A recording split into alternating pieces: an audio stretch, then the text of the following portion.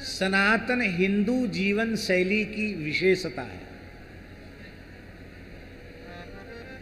सारे संसार को यदि सुख शांति चाहिए तो उसे अपने मूल में लौटना पड़ेगा, और वह मूल है वैदिक सनातन धर्म।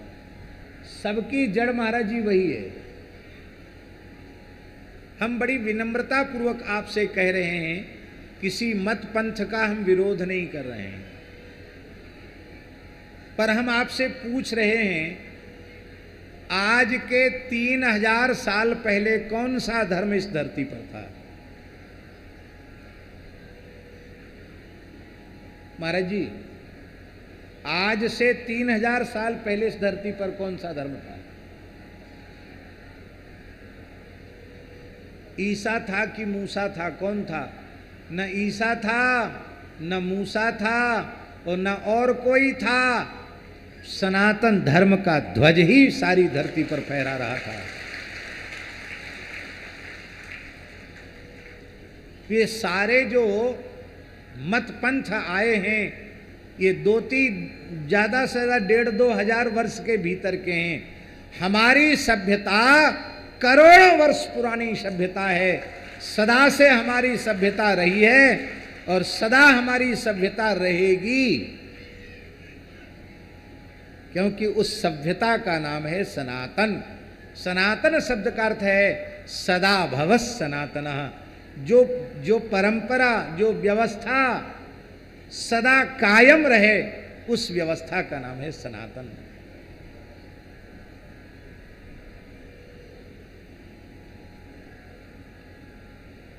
सनातन व्यवस्था उसका। इसलिए एक बात बड़ी विनम्रता पूर्वक महाराज जी हम कह रहे हैं कि किसी ईसाई का हिंदू बन जाना धर्मांतरण नहीं है,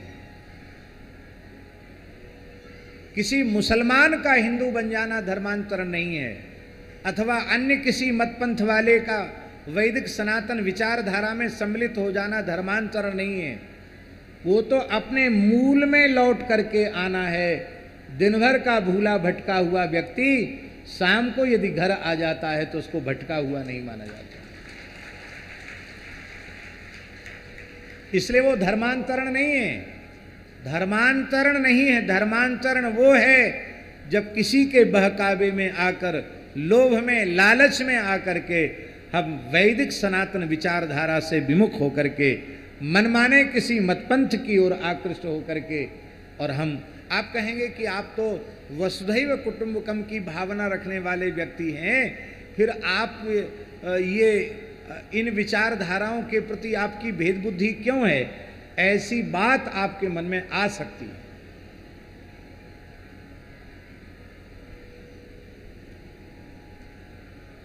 इसका समाधान क्या है?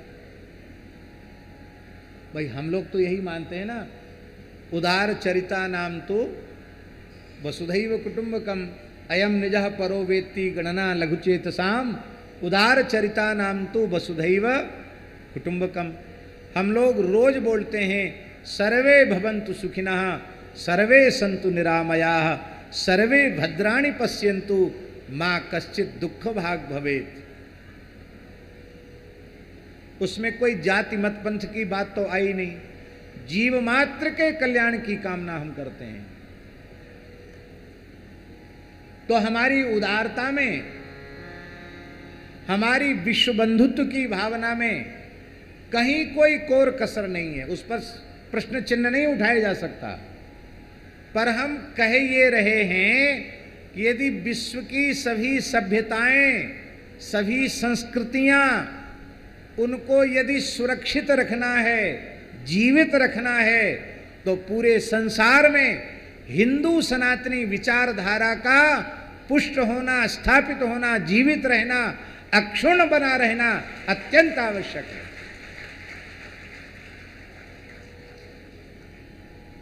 इस विचारधारा ने सब में अपने को समाहित किया है, किसी का सर्वनाश नहीं किया है, तलवार की नोक पर किसी का धर्मांतरण नहीं किया है।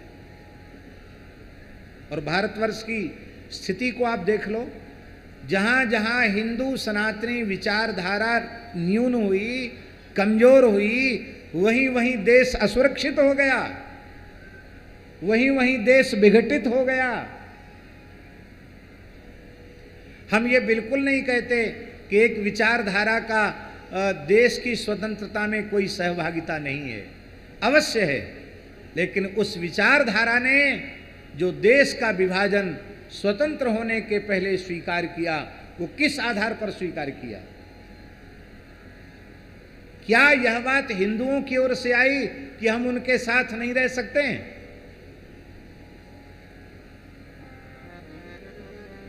ये बात किस ओर से आई कि हम उनके साथ कभी रह नहीं सकते, हमको धर्म के आधार पर स्वतंत्र राष्ट्र चाहिए। और वह एक ऐसा नासूर बन गया जिसकी पीड़ा तब तक इस देश को झेलनी पड़ेगी जब तक कि विभाजन की रेखा समाप्त नहीं होती है।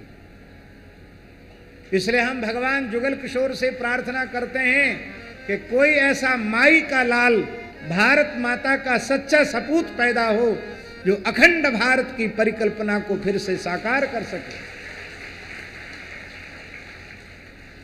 बर्मा तिब्बत तक सब भारत था, अफगानिस्तान तक सब भारत था, बलूचिस्तान तक सब भारत था।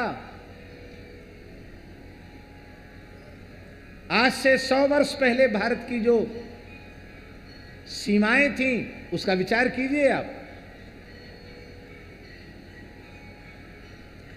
इसके लिए आवश्यक है स्वधर्म का पालन करते हुए, अपनी अपनी मर्यादाएं, अपनी अपनी परंपराओं का आदर करते हुए हिंदू समाज को संगठित होना, प्रेम सौहार्द के एक सूत्र में बंधना अत्यंत अत्यंत आवश्यक है।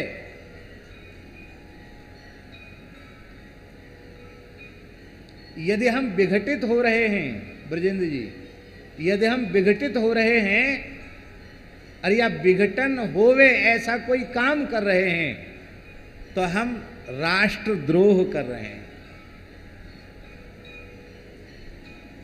भारत को कमजोर कर रहे हैं, भारत का तिरस्कार कर रहे हैं।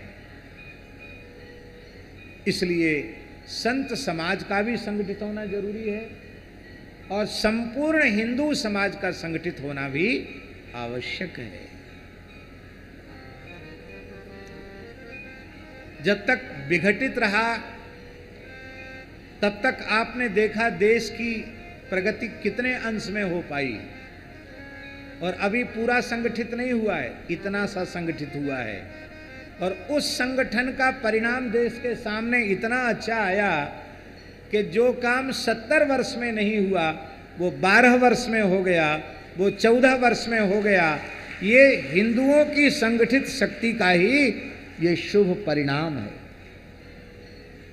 इसलिए मैं बहुत विनम्रता से कहता हूं कि एक दूसरे को नीचा दिखाने में अपना समय और अपनी ऊर्जा नष्ट न करो।